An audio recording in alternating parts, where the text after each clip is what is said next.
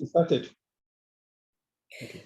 Hello, everybody. Welcome, welcome, welcome. We're going to just wait for more people to come into the room. Thank you for joining us today. We are Pathfound, so we are a career edtech, a career preparation company helping people to, helping young students actually, so students roughly high school age in Africa to learn more about their careers and prepare for a successful career in future and not just to go in blindly. So that's what we're trying to do. And today we're going to have two very special guests who are going to be speaking with us about the career of UI and UX design.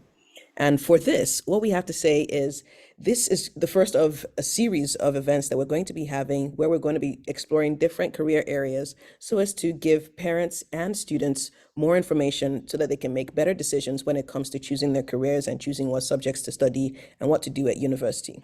So we're going to do that. I hope it's going to be an amazing time when everybody joins in and we start. We're just going to give it a few more minutes and we'll get started. But if you are joining in, if you don't mind, in the chat, let us know where you're joining in from. Are you joining in from Lagos, Ibadan, Accra, Johannesburg? Let us know in the comments. We'd like to engage with you. All right. I'm going to put as well, I'm in the UK. I wonder where everybody else is. I think it'll also be useful to know if you are a dad, you're an uncle, you are a student, or you are with a student. If you can also put it in the chat, so it'll be helpful. And if you're with a student, their classes in school. I was going to say age, but their class in school, I think that's good enough. Okay, we have people from the UK. Well, me. We've got someone from Lagos. We've got another person from Ogun State. That's beautiful. That's beautiful.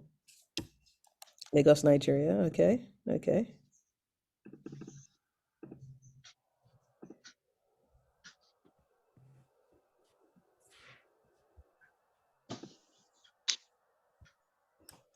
All right, we'll just give it a few more minutes. Let's have a few more people join in before I then introduce our wonderful guests.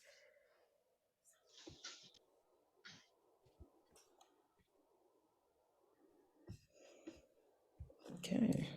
Oh, we've got one person from Ghana. Beautiful.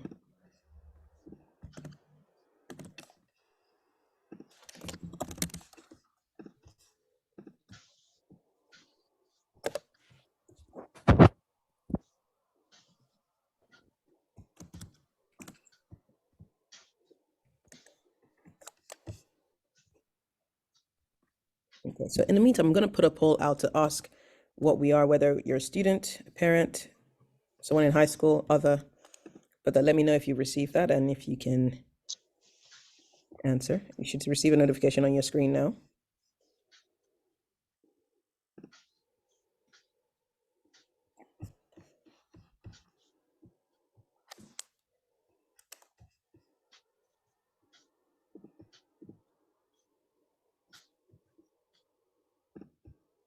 Okay.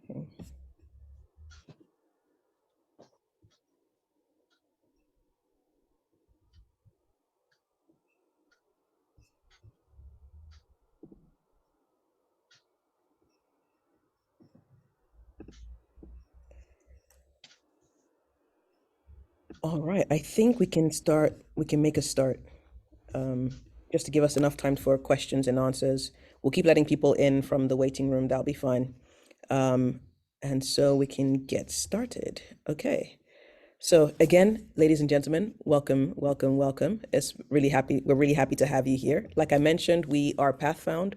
We are a career prep company. We work with students on the African continent between, not necessarily between particular ages, but we say in the life stage of those who are at high school in Africa.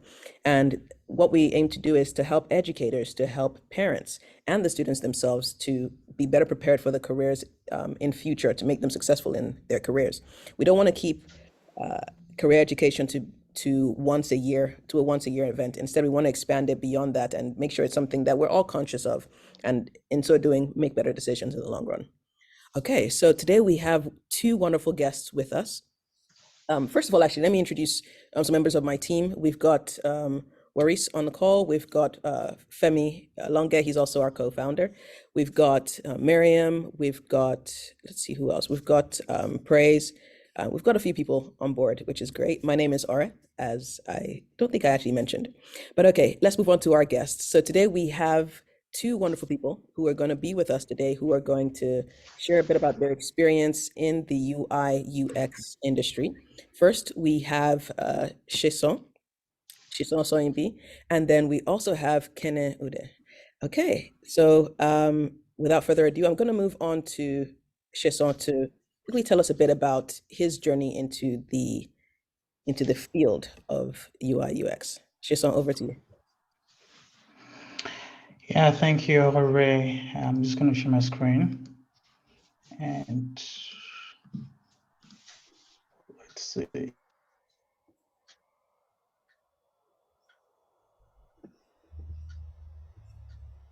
Yeah, we can see.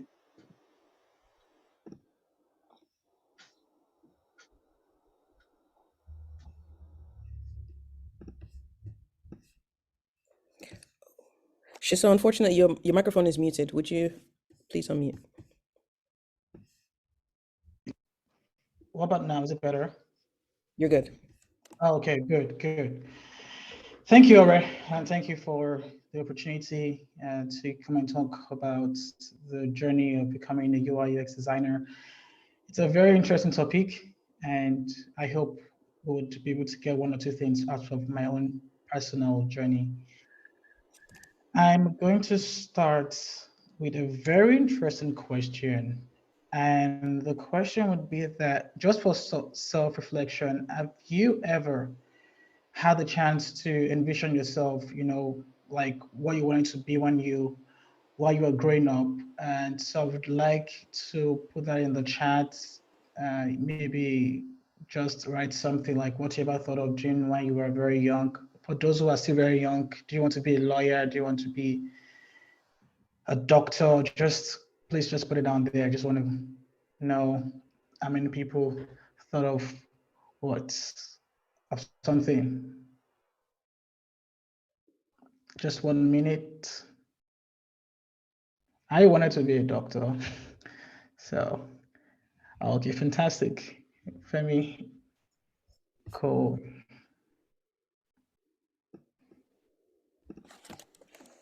Okay, oh, wow, we have a lot of medical doctors right now. Okay, pilot, okay, teacher, all right, sweet. Okay, good, good. That's good to know. All right, commercial farmers. Okay, good. Thank you very much for the taking your time to write that. So I'm just going to tell you a little bit about myself. My name is Sesan once again, and I'm a designer. Currently, I'm a designer, and three things I kind of like to do all the time is I love eating bread. I can't do without eating bread. Every single day, I'm just buying bread and then cooking. And then I also love taking pictures. It's just something I do on the side, just go on the street, take pictures when I travel. I take pictures with my phone, and that's something I've just developed over a period of time. And the last and not the least, a PlayStation 5. And I love playing FIFA a lot. So if you like playing FIFA, we can always connect after this meeting and let's see who's gonna trash each other. Good. And over the years, I've worked in different organizations. I've worked for a company in Dreamlines, a German company, worked for a company called Ventures Garden Group. And back in Nigeria, I also had the chance to work with a fintech company also in Nigeria, and a couple of other German companies. And currently I'm working for a company called Angel and Vocus. And so if I convert that or translate that into English, it's called Angel and the People. So it's a real estate company. So that's the company I'm currently working for as a senior UX designer. Looking at the question I actually asked you earlier on, we all thought, or sometimes we have been thinking when we were very young that we wanted to be a doctor or an engineer. Not everyone ended up being a doctor or an engineer. I wanted to be a doctor. Apparently, life never went the way I actually expected. Life is never a straight path. It's always a zigzag, flow. And always people trying to see this LinkedIn profile that, oh, you started A, B, C, D. Everything is all good all perfect, but the reality, that is not how people's life was going, So don't ever compare yourself to someone else on LinkedIn and say, oh, this person's life is, there's very straight paths. To just quickly give you a background about myself, I studied computer science, spent 5 years in school. And when I studied computer science, one of the things that I wanted to do was also to be a developer. I entered computer science by chance, not like I even wanted it, just something that happened that, played games. I love playing games. So I just like, okay, let me try computer science. Did that for 5 years. And, when I was done with school, I realized, what's the next thing for me? And then I was really torn between this whole ideology of, should I be a designer? Should I be a developer? Because at that time, everybody was pretty much like a developer. And me, I studied computer science. So that was everybody's take. And to be a designer, you have to be very creative in mind. But the system at that time was not very focused on design. And design was something that you are perceived as someone who is not super smart. No one likes you because maybe people like you, but you tend to be perceived as someone who is not like the best of the best, And that was what I was struggling with for a very long period of time. And after that experience, and I decided to become a designer, and I said I want to be a designer, I started thinking about what will be the next thing, or how can I be a designer? And the first thing I decided to do is to think about, I needed to get a job, right? So I got a job as a software engineer. I was working as a developer for a year or two. And at this time, I just realized, okay, design will be my thing. Let's see how that would look like. And the very 5 things that I did that made me to start being a designer, or to become like a design enthusiast and professional and all that, was, first of all, I was very, very enthusiastic about thinking about from a YouTube. I'm self-taught, and also try to go online to see a community that are all very enthusiastic about design, and then try to like volunteer for jobs and mentorship programs and like share my work and all that. So I'm just going to like take you through this entire journey of how all the steps I actually took to become a designer. So the first thing I did as a YouTube, like everybody likes YouTube, we got YouTube to do many other things. These are like few people that I actually liked at the point when I was growing up, from being a developer to a designer. I watched a lot of videos. I watched a lot. So there are people that I followed, like Mike Locke, for instance, was someone that gave very detailed, content on how to become a designer. So I would really recommend, if you have the chance, to go to the website, to his YouTube channel, and then find out a lot of information about how to become a designer. And there are a lot of people right now that if you go online, you're going to see information about how to become a designer. And then I joined communities also, like designership, and joined product school, joined ADP list. ADP list is quite recent, but these were like communities that I also tried to join. And interestingly, I got a job through one of the communities online. And also the volunteering of jobs, the things that I did was based on my ability to volunteer for a website. For instance, my dad was looking for someone to do a website design. I said, okay, I think I can do it. So I did that. I also decided to do a job even within, as a software developer. I said I was going to do a prototype UI design based on the videos I've watched on YouTube. I said I was going to do it. And my managers entrusted that, okay, maybe you can actually give that a try. So I did it, and they were super impressed about that. And that for me also brought that confidence that, okay, I think you're going to be good as a designer. So that was the entire thing that was giving me that confidence to push further. And as regards to mentorship, I think one of the things that I also observed is that you can't really go far in life if you don't have the chance to have someone that can actually direct you. And this was something very crucial to meeting people here and there. And I was super active on LinkedIn, going online to see what people are doing, and reaching out to people who are working for Google, for Dell, for instance. And not just reaching out to them to say, hey, I want you to be my mentor, because I've seen this happen over a period of time. People just reach out and say, oh, I want you to be my mentor. I mean, everybody is busy, right? But if you're interested in those individuals, it's reciprocal, right? People will tend to also give you their time, and that's very important. So these are the things that actually help me at the point of getting mentors. And also, I tried when I read these two books, Still Like an Artist and Show Your Work.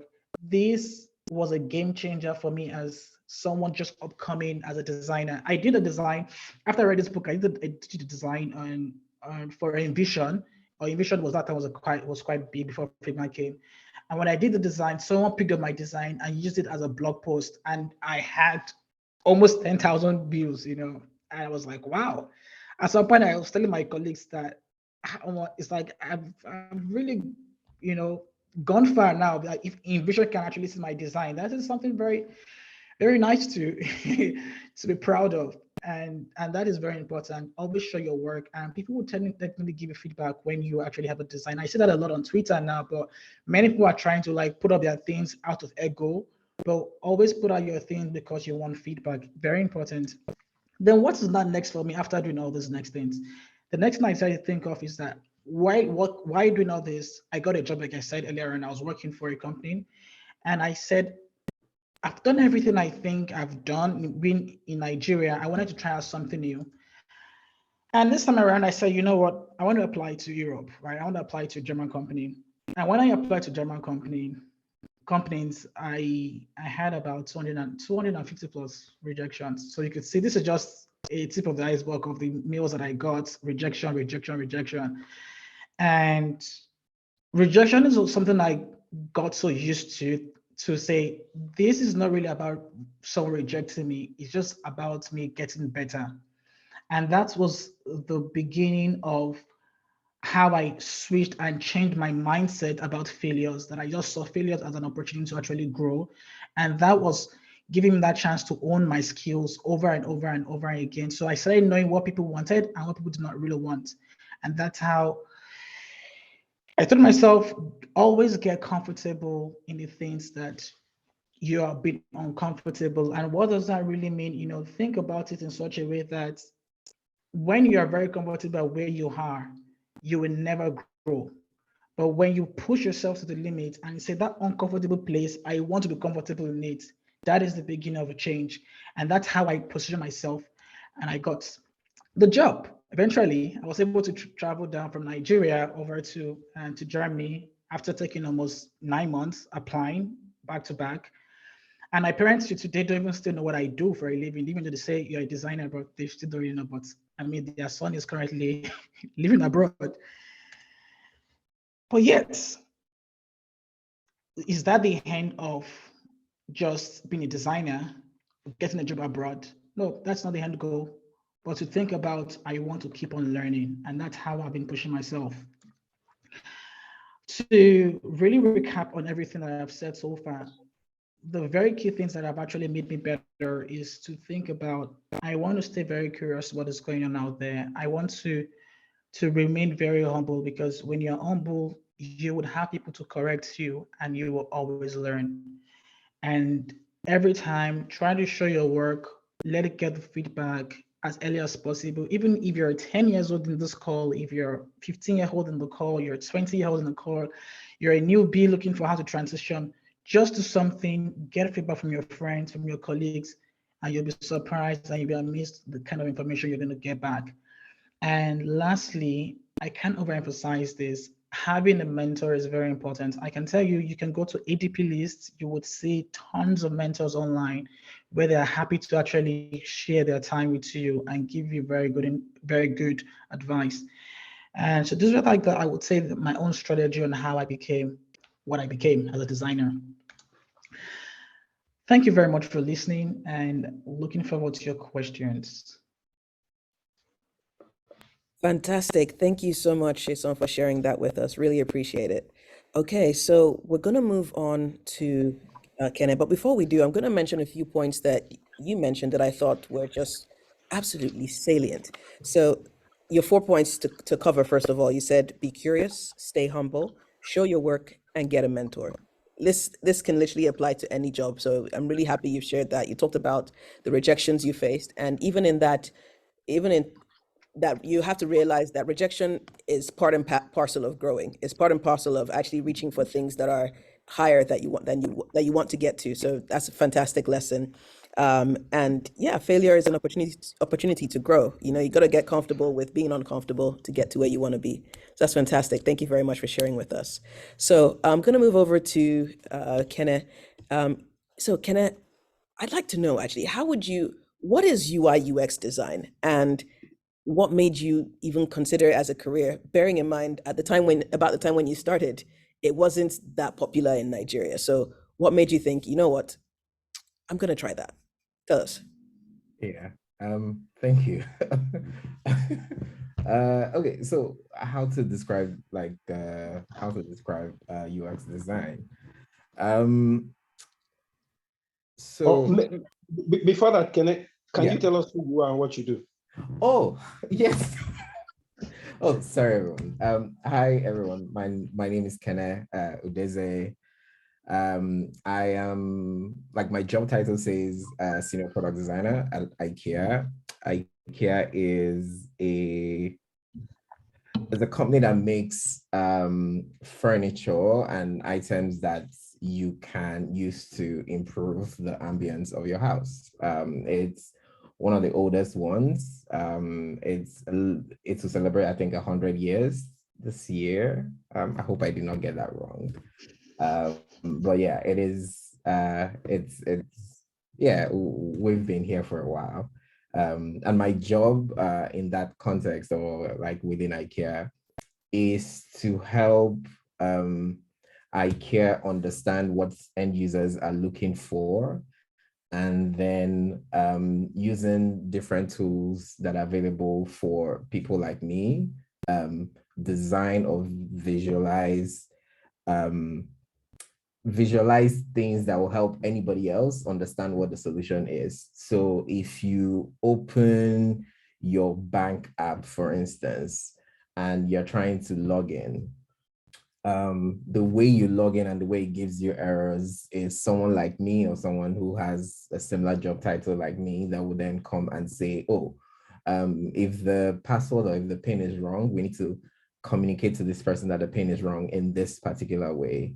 If this person logs in, we should hide their balance by default, or we should enable their balance by default so they can see it.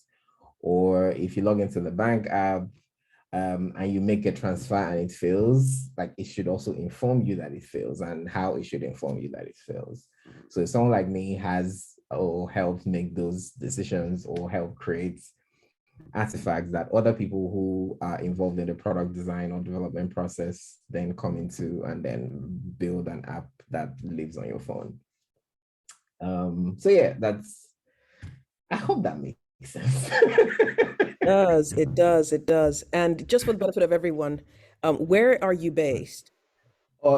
Yeah, so I'm based in the Netherlands. I live in Amsterdam. Okay, fantastic. I'm currently based in the Netherlands. I live in Amsterdam. I was trying to remember what your first question was. So what inspired you to go into design, into UI UX design? It wasn't as popular back then. So what made you think, you know what, yeah, I'm gonna go for that? So I did get access to computers very early in my life because of some circumstances and the kind of business that my dad was doing at the time. I did have access to computers, but before that happened, I mean, it took a while for us to be able to afford computers, so it took a while for us to get there. But before that happened, like I had a friend who had a computer and would spend a lot of time in their house playing games, because that's all we did with computers. Like you play games on the tower, the one you insert CDs into, to the point where we're playing, I think, Daytona USA, and then the disk drive literally caught fire. Oh, wow. Yeah, and that was how, like, I was quite lucky and I got access to computers very early. But I also got access to the internet very early, not in my house, but because I already liked computers, and I only saw them as things you could entertain yourself with, not necessarily to create. Like it was just tools for entertainment then, and primarily video games. and then the internet came along. I found access to a cyber cafe, and I would spend all my pocket money on on buying internet in the cyber cafe. And of course, the internet is that you then get access to things that you get to do a bunch of different things. But then very early, I was curious that because then I would spend a lot of time filling forms online for universities in the US to send me their prospectus. So typically how it used to work then is that you fill a form, 6 to 8 weeks later, a prospectus is in your physical mailbox. So you go and pick up the prospectus. And then I got curious trying to figure out the form I was filling, who made the form, the person who was sending me the prospectus, how did they get access to my information? And it was just curiosity. And that's how I discovered like the whole thing called programming. It wasn't like I knew that there was a career path. It was just like, oh, like the people who do this thing are called programmers. Eventually I found out that, okay, there was a language called PHP that you could use to write that. I learned PHP and started off my career as a programmer. But then, like before starting the career, if you call it that, I'd gone to a polytechnic whereby like you are expected to know Visual Basic. Again, I learned Visual Basic. And then fortunately enough for me, I was able to write Visual Basic code for people who were in HNDs, writing their final year exams or doing their final year thesis. And that was the first time I started making money as a software developer. Right. Again, it wasn't a career path I was looking for. It was just things like it was just knowledge that I was fortunate enough or curious enough to invest time in and acquire, but then found out it was profitable. And even at then, I still didn't understand that I wanted to be, a software developer. It was like, yeah, it's just one of those things you get interested in. Fast forward a few years. Sorry to break your flow. How old were you at this time? How old were you at this time? Maybe I was like 17, 18-ish. Okay. Yeah, okay, continue. I was 17, 18-ish. Yeah. So fast forward a few years, like I'd finished my ND. I'm in Lagos this time. Like, so I grew up in the East, So, Lagos, decided to go to NIT, where you learn web development as a thing. But it was just one of those, it was the first time I would be in a space where other people had the same interest as I did. Typically, like in even in classes then where I was studying in the polytechnic, people were doing computer science because it was just one of those things you did, not necessarily because they were interested in programming. Like it was just something you do. So did NIT, decided that, okay, maybe we should become DB engineers, database engineers, because that was the thing that was reigning at the time, because MTN was new in the country and was hiring database engineers. So I went the Oracle route, did Oracle. So just for our audience, they may not necessarily know what a database engineer does. So would you mind just quickly telling us what that is? So yeah, that's fine. So whenever so all the details of your bank, for instance, that you're able to access on your phone is stored in a container called a database, right? And of course, it's not just like one container, like it's stored in a series of containers called a database. So the database engineer is the person who designs and manages those containers so that it's easy for the right people to retrieve your information whenever you want it. It's easy for them to then do the computation of plus and minus when you credit or when you make a debit. And also they make sure that it's secure so that nobody that is not authorized can tamper with the information that is on the database. So I pursued the database engineer career for, maybe 6 to 8 months. It wasn't my thing. I wasn't enjoying it, but I'd already started liking web development because I knew and understood how to use PHP. But then making the transition from web developer writing something I would call linear PHP, which is you write the code so that the command will be executed, line by line, to something called object-oriented, which is where almost like the code can skip lines and process things from different angles. Making that transition was tricky for me. For some reason, it was just something I struggled with for a while. And then somehow I landed in CC Hub, which is where I met Femi. So I landed in CC Hub for a hackathon. And during the hackathon, everybody who was in the room knew like 5 languages as developers. And I'm like, oh my God, like I'm just managing one language. And I'm struggling with my one language, and everybody here seems to know better than I did, right? And we got into this hackathon. It was the water hackathon, sponsored by the World Bank. and we got into this hackathon, and you get divided into teams. So hackathons are basically like timed events where there is a specific like problem area, and then everybody in the room is supposed to work or bring ideas to solve problems within that defined area within a defined time. So then I think it was like a 2-day hackathon or a 3-day hackathon where we were supposed to help solve the issues, or at least deploy technology to try and solve issues of water. What do you call it? Water issues in Lagos. Like I can't remember the right term for it, but basically water issues in Lagos.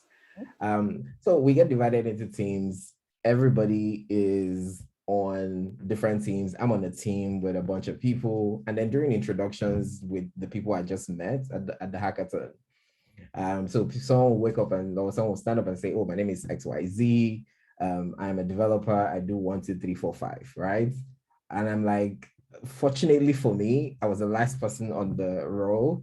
So by the time it got to me, it wasn't just imposter syndrome. It was just like everybody here knows something, and I am basically an idiot, right? in this group. So what I said was like, if nobody was going to design it, I would, right? And that is essentially how I became a designer. Because I was in a space where I quickly recognized that the things I was interested in as much as I could develop, I still write code until today, but it just wasn't something I was enjoying. It just wasn't something that came easier to me. But design, aesthetics, process, talking to people, research, analysis, like all those things I am fine, or like I'm good with, or I can, get by, learn, and, develop myself. So after the hackathon, then I hadn't made the, full decision to switch. But after the hackathon, I visited CC Hub on a regular day because my team had won the hackathon. The solution I designed won the hackathon. But I came to CC Hub on a regular day to work on the solution.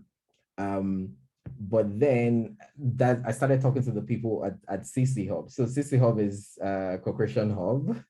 I started talking to people at CC Hub, and then found out that everybody were developers. There was no designer. And in my understanding then, it was like, if everybody here were going to be developers, the market is going to be crowded, right? So I needed to distinguish myself. I needed to stand out, because clearly I can't compete with all these people who are developers who write 7 languages, and I'm just struggling with 1. So the best thing I needed to do was to deep dive in being a designer. And that is when I decided that, okay, I wanted to, spend time being a designer. Fortunately for me, one of the co-founders of CC Hub, Bosu, had seen the design that I did for the hackathon, and then reached out and offered me a job. And that is how I started working for CC Hub. And yeah, and the rest, as they say, is history. Fantastic. Thank you for sharing that with us. One thing there are a few things I take from your talk, which are also quite similar to Seson's, is the sense that career isn't necessarily a straight line. Sometimes we try different things. We try this, try that. We see where there are areas where we can excel. We see where there are areas where maybe there aren't enough people here, but it's something I can do. And then you go. But the important thing is be open to exploring, be open to try new things and putting yourself in situations where you might be the person who doesn't know anything. But by being that person, you can learn so, so much. That's beautiful. Thanks for sharing that with us. So I've got a few questions in the chat, which I think would be worth treating. But I do have some other questions as well. So let me just ask one or two questions, and then we'll move to the questions in the chat. So both of you kind of came via the computer science route. Is it necessary to be a computer scientist to become a UI UX designer, or are there other routes? Maybe before you answer that question, there's a very important question in the chat, which I think is maybe we start with, which is what's the difference between graphic design, web design, and UI UX design? Yeah. Okay. I can attempt to answer that. Graphics design is designing visual things to help communicate a message or to help communicate a value.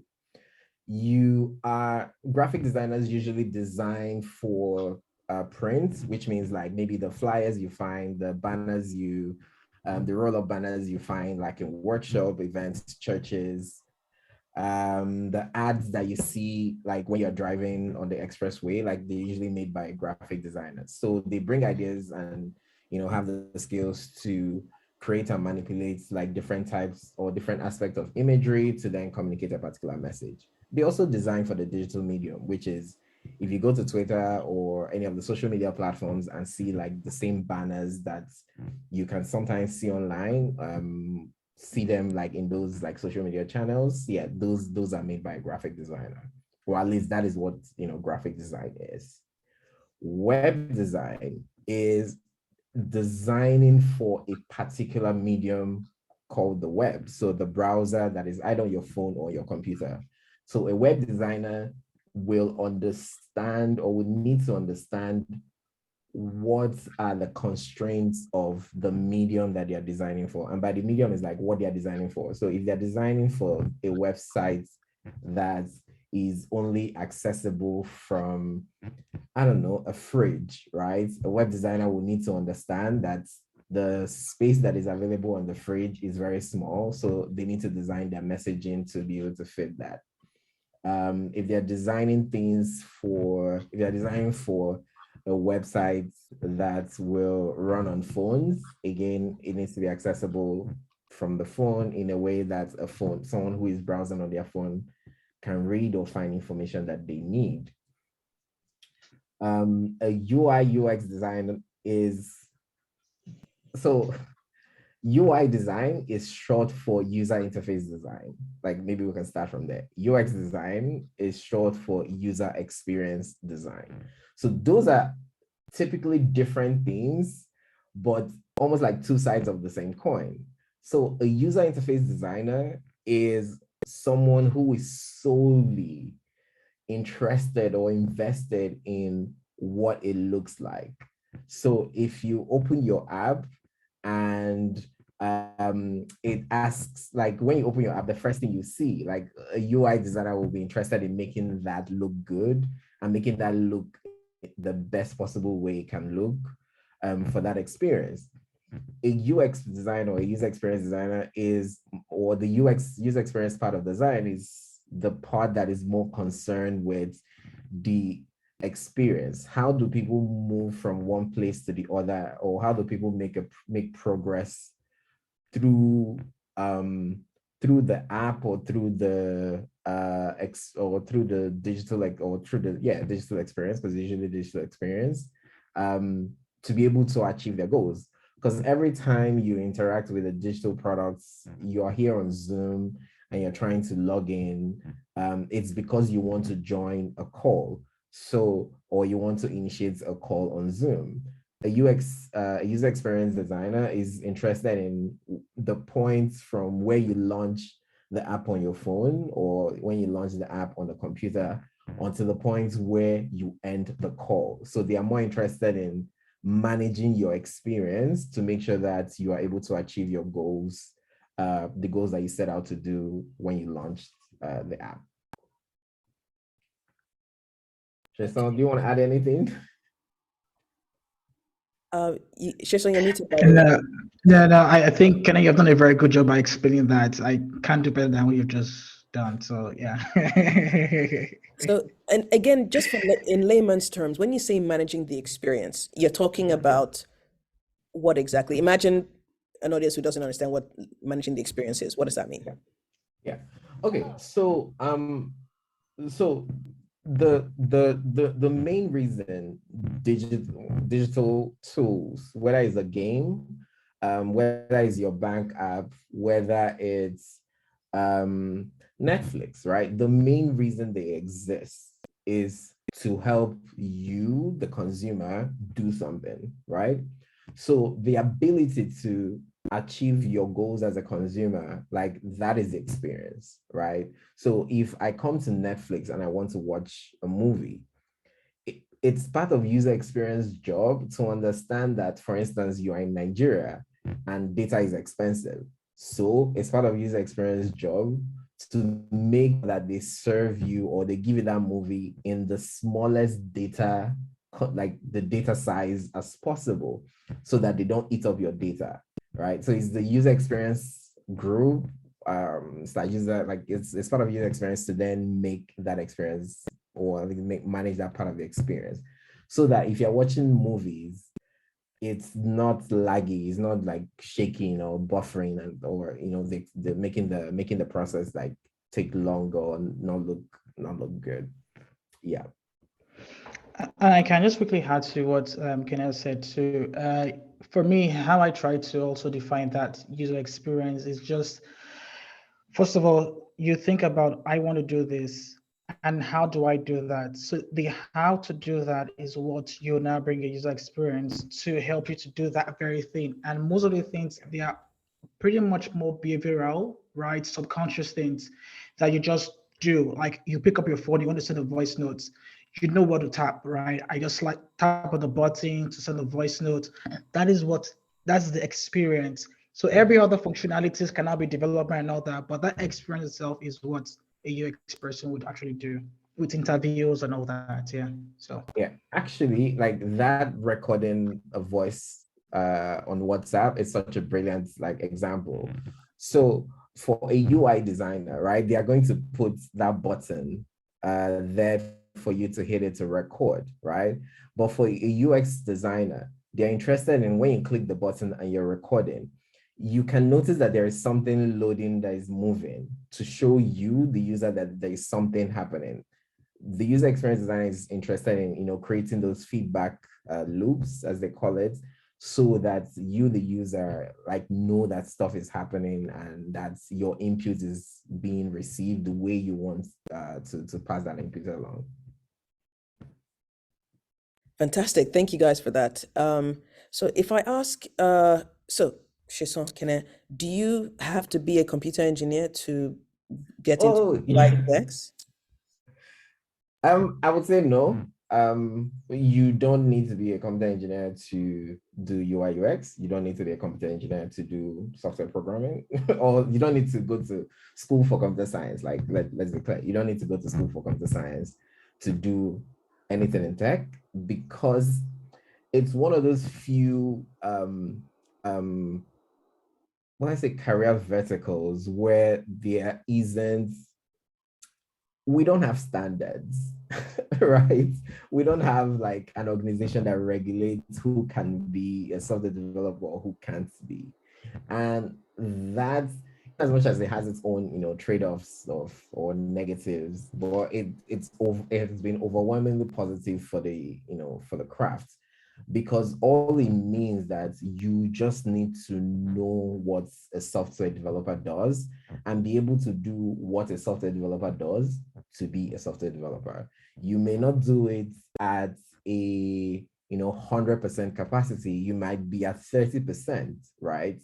But at that point, you already have that job title. nobody can take it away from you. The same thing for UX design, the same thing for UI design, the same thing for UI UX design for people who, try to balance both. The same thing for most roles in tech. There isn't like a gatekeeping body. It's a question of what do you know and can you demonstrate competence? I, for instance, like most of the time I spent in school was studying maths and statistics. Like it has zero bearing on being a UX designer. Yeah. Okay. Sesan, would you?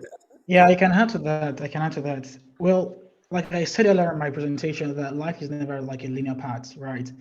But the beauty of UI UX is that any part you're coming from has an advantage. You're peculiar, right? So if you're coming from accounting, for instance, or I can see people writing, I want to be a pilot, I want to be a teacher, I want to be a doctor.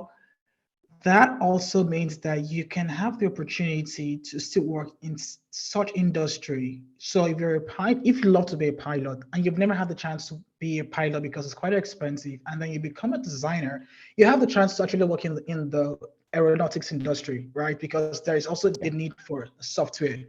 So I just see like a different neural pathways. Anywhere you find yourself in life, right? It's still very easy for you to still connect the dot into that profession of UI UX.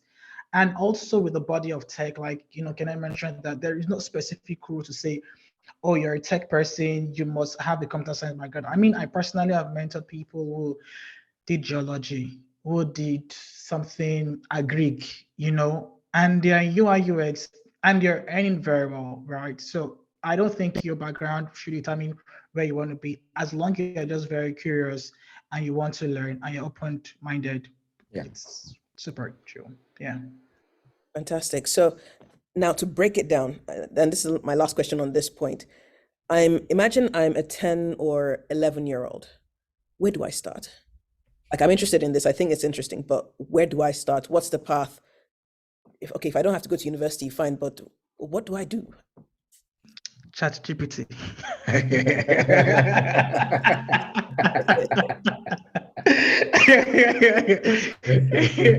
Okay, so but to make things more lighter, like I think we are literally in the era where things are super accessible compared to like 10 years ago, right? So I mean, I know a little kid, she's 10 years old and she's doing programming, and I'm just like, wow, right? So the starting point, first of all, is like I'm interested in UI UX, for instance, right?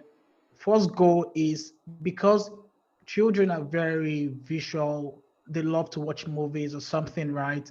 I will go to YouTube. How do I become a UI UX person, right? And there are 1 million videos. Just start watching it. You don't need to even start to get the tools and all that. Just watch videos. And I think you will stumble on something to tell you, oh, this is what you need to do and all that. And yeah, so that's what I would try to. Yeah, what can you can add to that? Yeah, maybe I'm a bit contrarian, right? But of course, like if that is what you want to do, like Sesan said, there is a ton of resources that is readily available. So for people who are really young, maybe in the 10 age demography, there is of course you have the Sketch. I think it's called Scratch. Yeah, Scratch is really it's a way for you to build understand logic, because like a lot of tech, whether you're a designer, whether you're a software developer, is understanding logic and understanding how to think.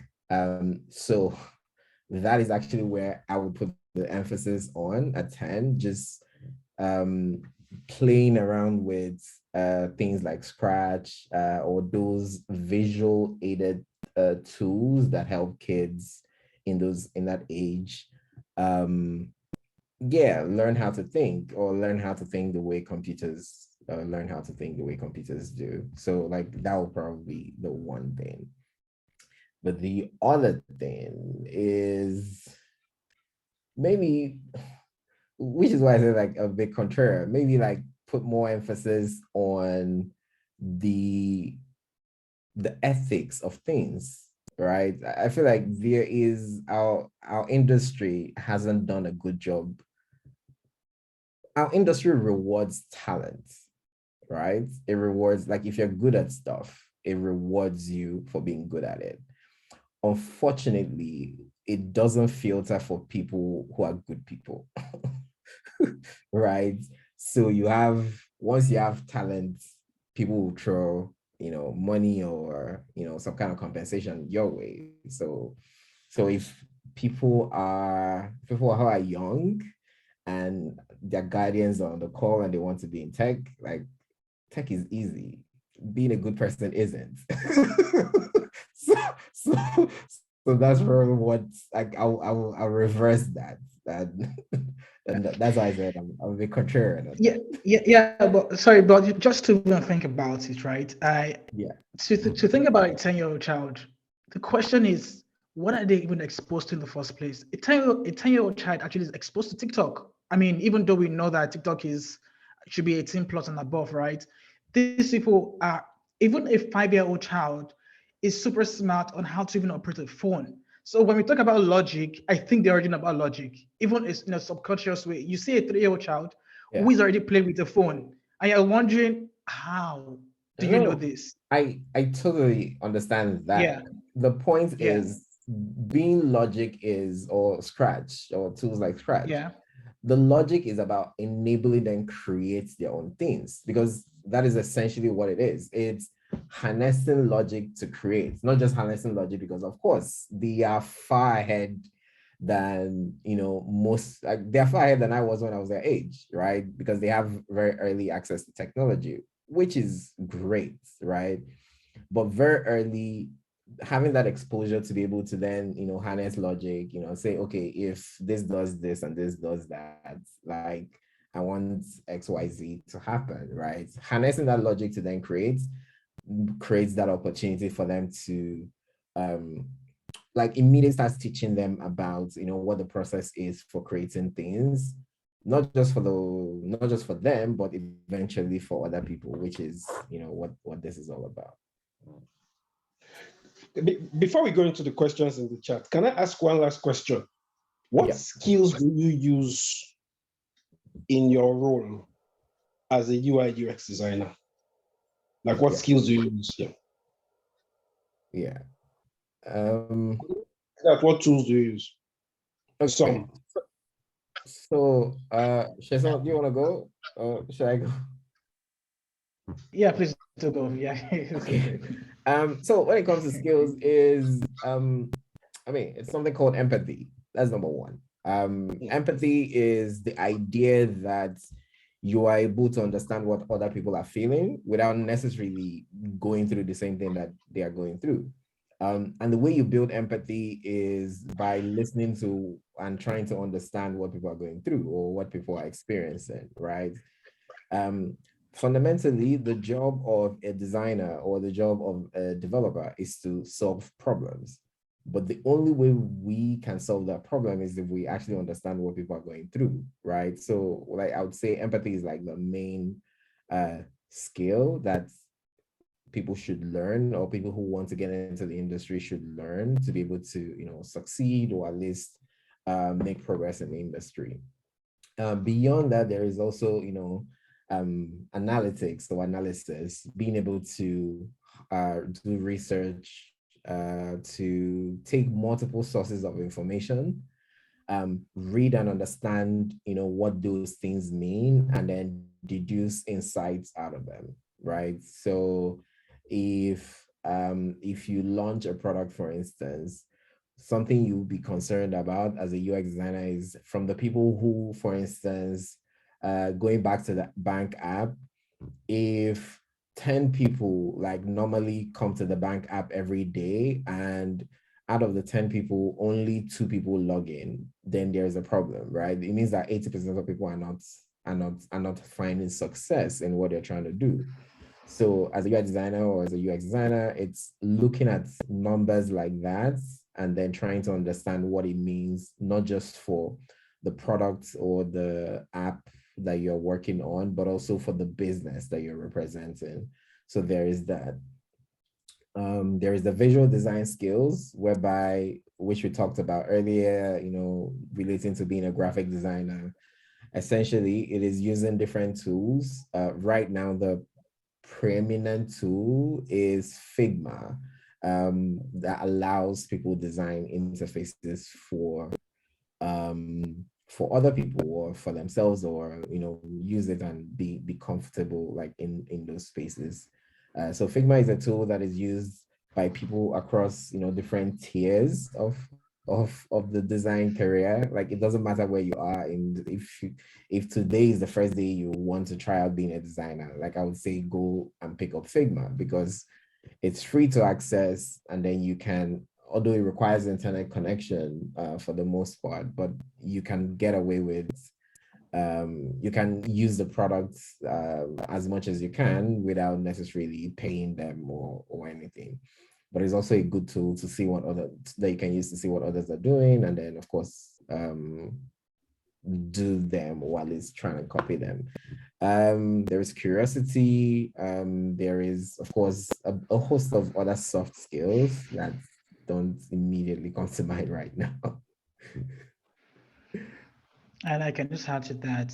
I think the soft skill, most essentially, is still communication. Like, how well can you communicate your So how well can you communicate your ideas to people? And like, for instance, now, already had a very good question to her. Is like, explain what UI UX is, in a layman understanding. That, of course, is communication.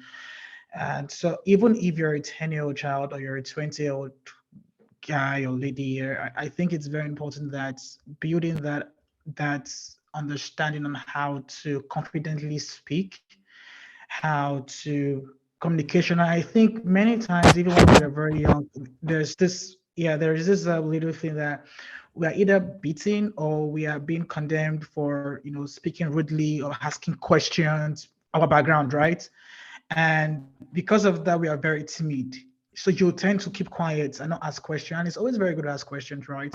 So it's essential that if you're a parent here and you have children or kid, or I think it's very important that when your child asks you important question, don't shut them up. Try to answer their questions. And from there, you're building curiosity in them.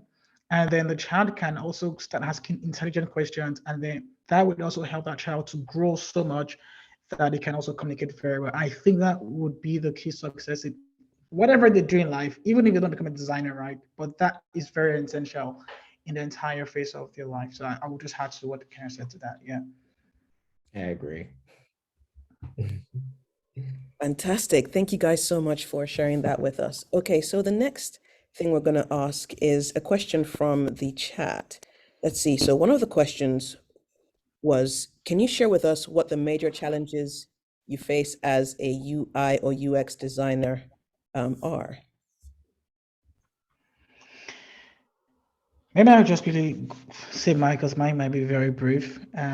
I'll just quickly pick on part of the things that Kene said today. Because as I was just talking, it was just bringing a lot of flashback in my life, like everything coming like in a second, boom. So the key challenges is like, we never know how challenges will come in life, right? But the ability to be able to go through that challenges are the things that will make you very strong. Now, so for a UI UX, the first thing is it's a terrain that does not have any systematic regulation and systematic curriculum, right? Because one person can tell you this, you go to a boot camp, tell you this, go to another boot camp, is like you tell you that thing. So it's not like a universal language yet. So although you have to now break through is, I'm interested in this particular field, fine.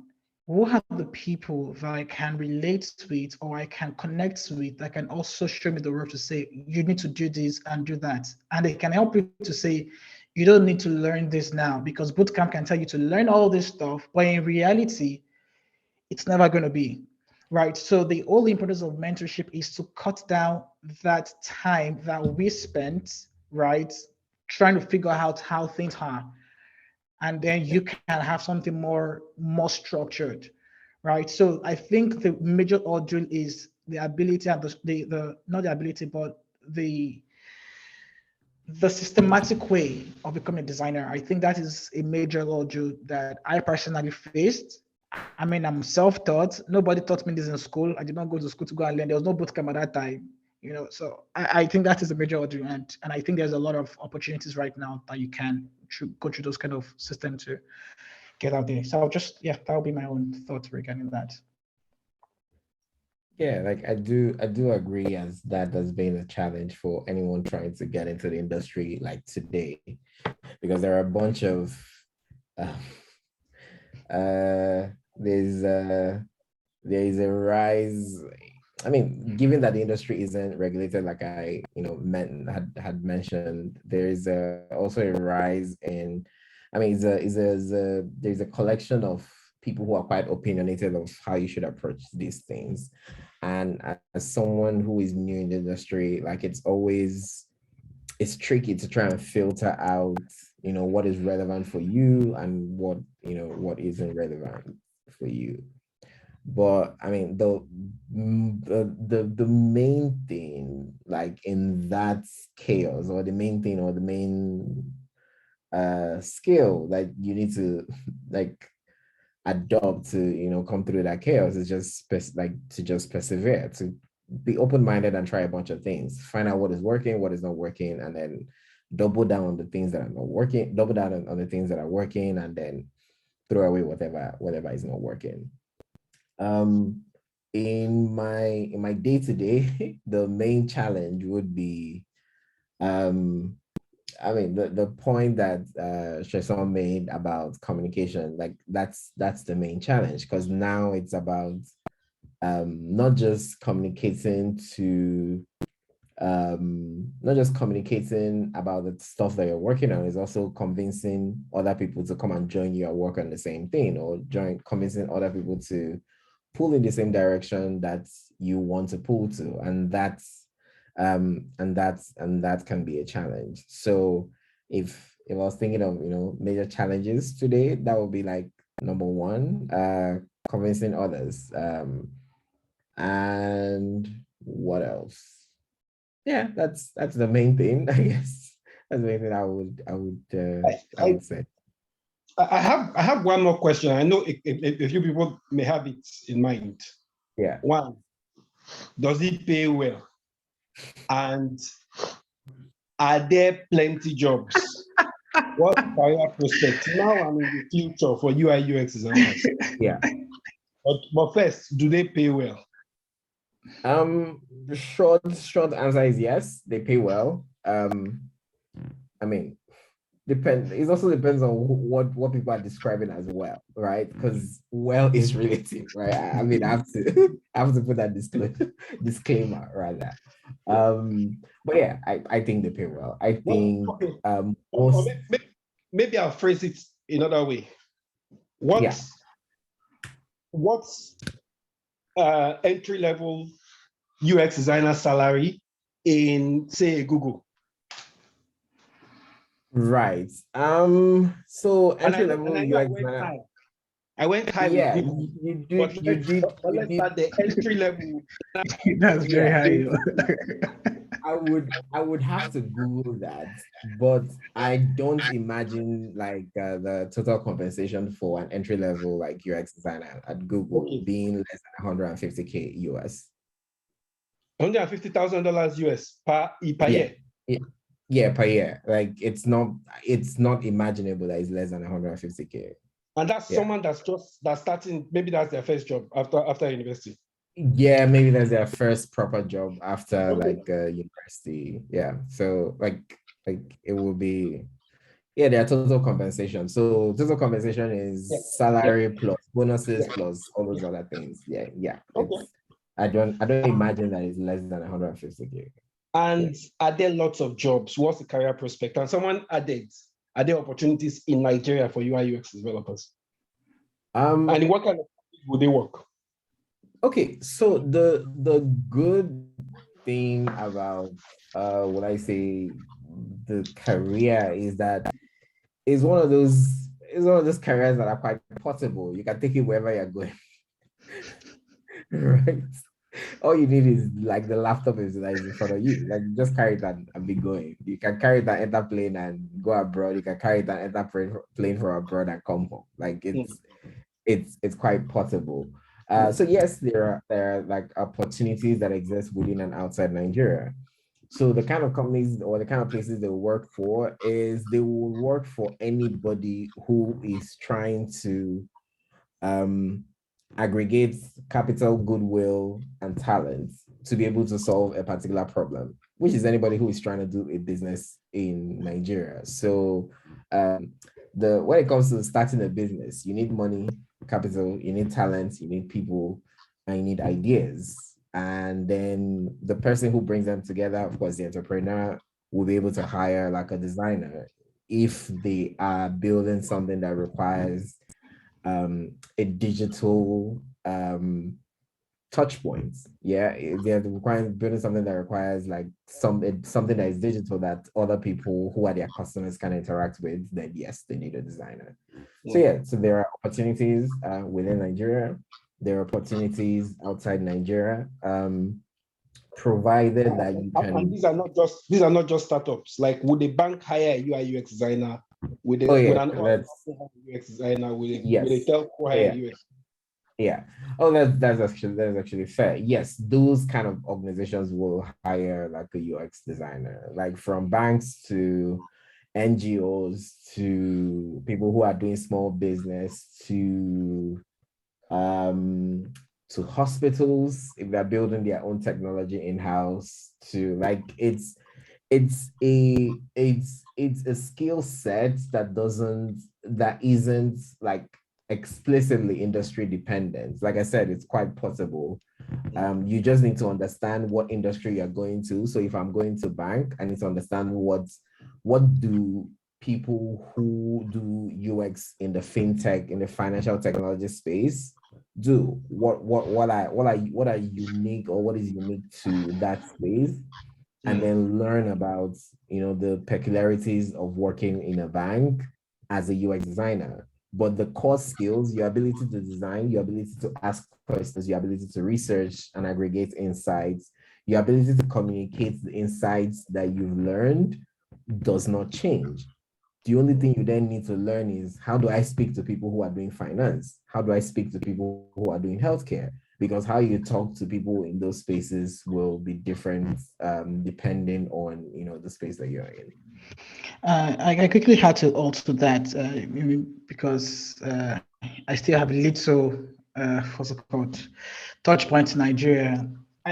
So the way I'm going to say this thing is, first of all, if you're a person that is just starting out your career, money is very important because everybody wants to make money, right? But I will try to debunk the idea that the first thing to do is to look for a company that will pay me a lot of money. The first step would be to start looking for pro bono jobs. I want to do as many projects as possible because no company is going to hire you if you don't have a portfolio, if you don't have something to show that I can hire you. Because for every business, I want to hire someone that can give me an ROI, right, as return of investment, right? I'm not going to hire someone that would be a burden to me from a business perspective. So therefore, are you good up to the level that a business owner can commit the trust to hire you? Yeah. So with that level, I would say, if you have the chance to do pro bono jobs, please do it. I can say from my own personal experience, my dad is a pastor and he has a church. I did this website, and from there, I got other websites. I started doing that one. And from there, other company now came to me to, you did this website, can you do this for me? And that's how I was able to build that trust. Like when I was applying for a job, right, it was easy for me to get a job. That would be the first starting point. Now, the second one would be, can I get a job in Nigeria? Honestly, the opportunity is enormous. But are you within the space, the industry space? Because Nigeria also, it's Lagos or Abuja, right? So you're in a place like, let's say Ekiti. I'm sorry for those who are, I'm so sorry, but I'm just, there's certain places in Nigeria that you will not get that kind of opportunity to get a good gig, right? So your location also matters a lot. So if you're in Lagos, there's a very high chance that you have a friend who's a tech person who can actually bring you to say, hey, come and work for my company, right? That is two. Now, thirdly, like Kenny also mentioned, design is also a skill set that is transferable. I have friends who are say in Nigeria who are working for European companies or American companies, and they're earning very well. For a fact, I love the people who are working in Nigeria and they're earning dollars or this thing. So even if the money is small, but converting it to Naira is a lot of money, or Ghana cedis is a lot of money, right? So build yourself. Yeah, so but build yourself to the extent that you can apply for a job even from anywhere you are in Africa, and you will get a job, and then you can be, be chilling, good life. So that's how I would say. So money is not the first focus. Focus on your skill set, and yeah, that's what I would say. So I'm conscious we're over time, but I have one last question, which I think maybe people may find useful. So because you said there's no school that people are going to for this, usually it's your experience and it's self-taught. And I think, Sesan, you mentioned portfolio. I know this is an area where portfolio matters. Can you say a bit about what a portfolio is? And if I was a designer, a graphic designer, UI designer, web designer, where are the places that you're most likely going to be, should I be building my portfolio in? Are there any particular sites where designers place portfolios? So first, what's a portfolio? And yeah. Yeah, I can just quickly say that. I mean, a portfolio is more about like a collection of all your experiences put in a particular application and to describe your entire process, right? And so people can actually see how you're thinking, what made you to think, what you thought at that time, and that would give a justification of why they want to hire you. That's how I kind of like say portfolio.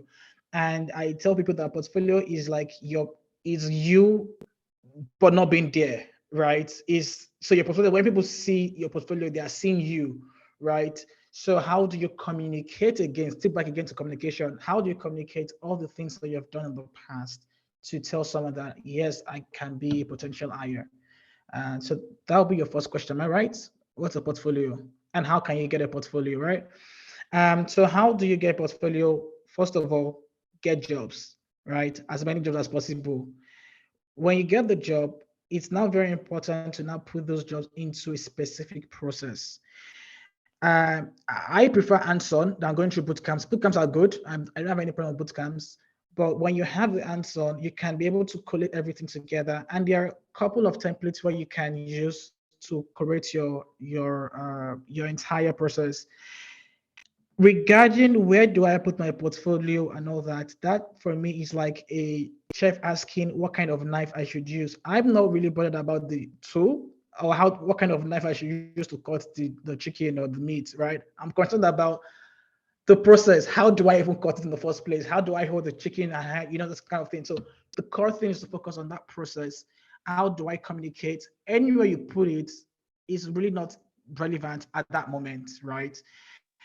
So that's how I would say. I can't really give a this or one way or other, but maybe Kene would have a better, understanding how to do it. But that's my own thoughts.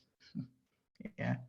So not necessarily so the way I would describe portfolio is like it's a collection of things that you've worked on to demonstrate your competence, right? It's just a collection of different stuff that you worked on in a way that demonstrates your competence. So demonstrate that I am able to do 1, 2, 3, or I'm able to do visual design, I'm able to do UX design, I'm able to do this. And like Shesa mentioned, this also gives you an opportunity to talk about how you did those things, to be able to highlight your ability to deliver, right? In terms of where you put your portfolio, I like the analogy of chef and cutting meat, chef's knife. But like sticking to the analogy, like there are certain knives that you use for certain things. Like the knife you use to dice in tomatoes, you want to pick a different one for filleting a fish.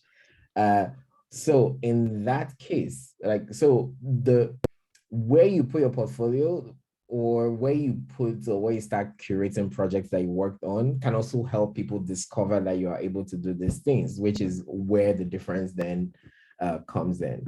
If you're collecting a portfolio on public spaces that designers, hang out, places like Dribble or places like Bare Hands, it puts you in a place where other designers or other people like you are also sharing their works, and then can help you not just measure up against other people and see what other people are doing, but also help you share your work so that anyone who is looking for designers that comes into that marketplace will be able to, see it. So you can also make your own portfolio websites, which gives you full creativity to then display your work the way you want it to, as opposed to fitting another person's platform. You can also make your portfolio as a PDF and send people the link when they ask you. Like, there is no one way to do it. It's just about curating your work in a way that is easy for people to read, access, assess, and understand your impacts in the works that you're sharing.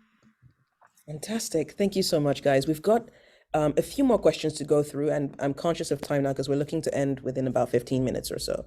So what I'd say is we can do maybe some rapid fire answers, and then we'll just leave each of the speakers to give a final word before Femi and I kind of close out. So a question that we had from someone in the audience was about interviews. So what are sort of the interview questions that people face, or people experience when they go for interviews for such jobs? Are there any tricky ones, and how would you answer them? But then I would probably extrapolate this and make it a wider question. What's the hiring process like? Yeah. So the hiring process, companies, it kind of varies between companies. Different companies have their own.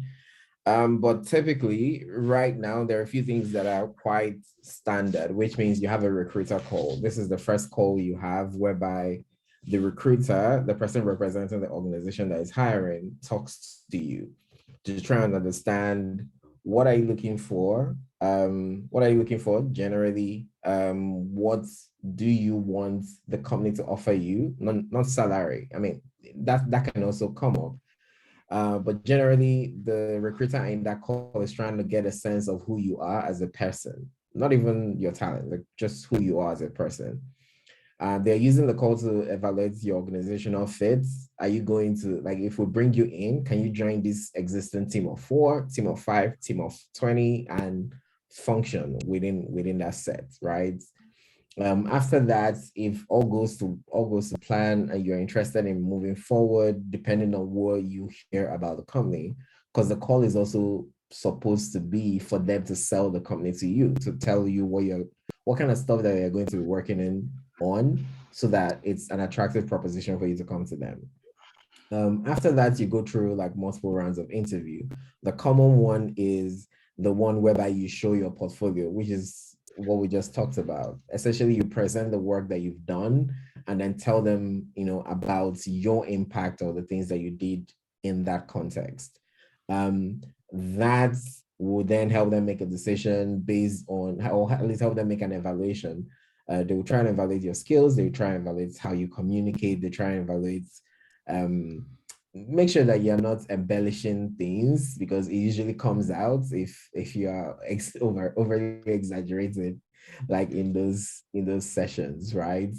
If all goes too well, there's typically like a third interview, which is this is the one that they evaluate your fit, trying to make sure that you are a cultural fit. You as an individual is a cultural fit to the entire organization.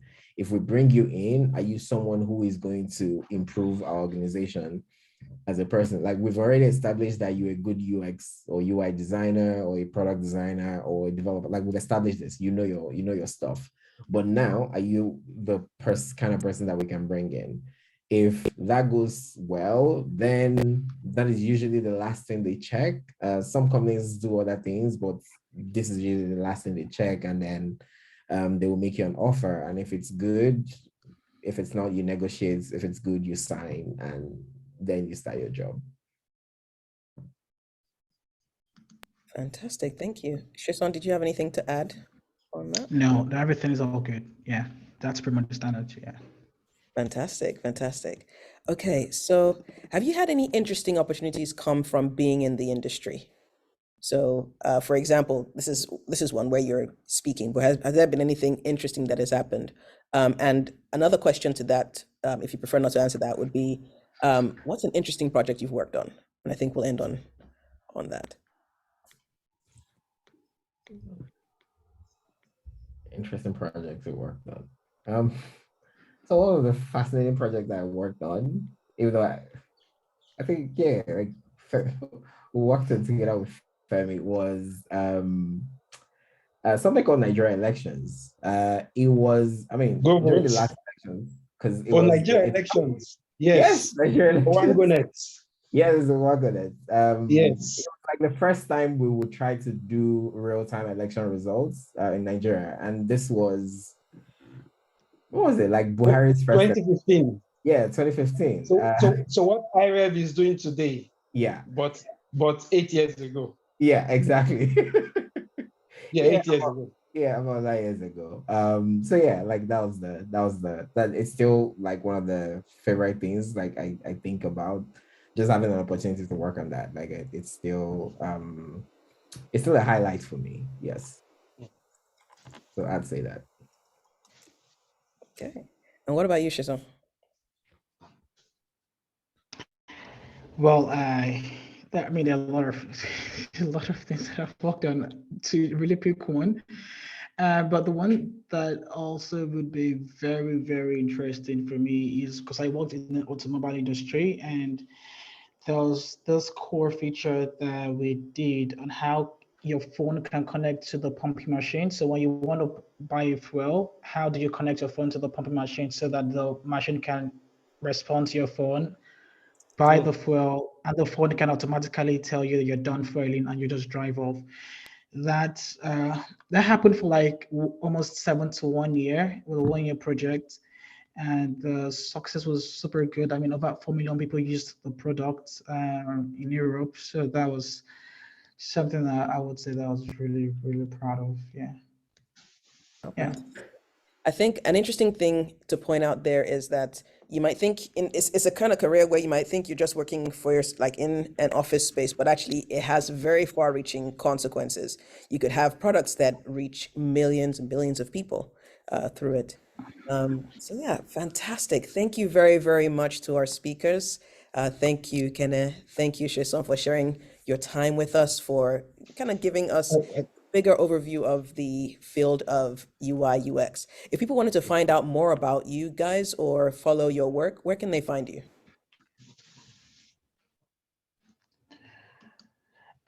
So okay, yeah. So I'm not super into like Twitter. I'm on Twitter, but I would say that Instagram is like where I just put up. I don't put anything to sign really. It's just more of my own photography skills, pictures that I just take randomly. But you can always like hit me up on Instagram, and I can either just give her my Instagram handle, and then she can share with everyone that joined the call. Yeah. Okay. Or we can type it in chat. Yeah, I think let's even start with just adding me on LinkedIn. That will be better off. Yeah. So I will just put in my LinkedIn profile, and then anyone can just reach out to me if there's any other thing. Okay. Yeah. Can I? I am yeah, LinkedIn is a good option, but I am at Sesan and Kene everywhere. Last name, first name. But if you want to talk to me about design, you can do that on Twitter. For as long as I'm still there. But for now, yeah, I'd say Twitter is the preferred place for that. Yeah.